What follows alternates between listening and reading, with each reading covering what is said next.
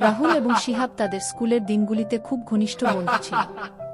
তারা একসাথে খেলত, পড়াশোনা করত এবং স্বপ্ন দেখত, প্রত্যেকেই সবকিছুতে সমানভাবে অংশগ্রহণ করত। কিন্তু সময়ের সাথে সাথে তাদের জীবনের পথ ভিন্ন হয়ে গেল।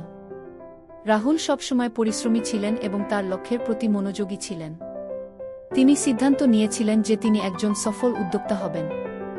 বিশ্ববিদ্যালয়ের পর রাহুল হস্তনির্মিত পণ্য বিক্রি করে একটি ছোট অনলাইন ব্যবসা শুরু করেছিলেন। শুরুটা ছিল কঠিন, তিনি গভীর রাত পর্যন্ত কাজ করতেন, অর্ডার পরিচালনা করতেন এবং গ্রাহকদের অভিযোগগুলি নিজেই পরিচালনা করতেন। কিন্তু তিনি কখনো হাল ছাড়েননি। ধীরে ধীরে তার পণ্যগুলি জনপ্রিয় হয়ে ওঠে। সোশ্যাল মিডিয়া প্রচার, উদ্ভাবনী নকশা এবং গ্রাহক সন্তুষ্টি অর্জনের মাধ্যমে তিনি তার ব্র্যান্ড প্রতিষ্ঠা করেন।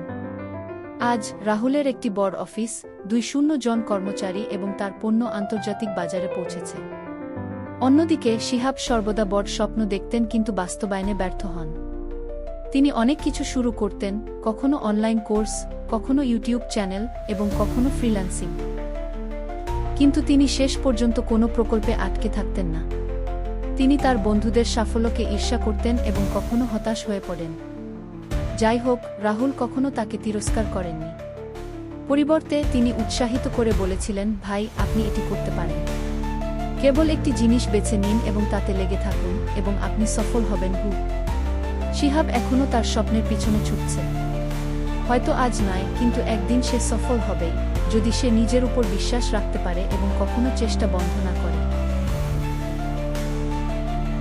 ভিডিও ভালো লাগলে প্লিজ চ্যানেলটিকে সাবস্ক্রাইব করবেন। আমার চ্যানেলটি নতুন।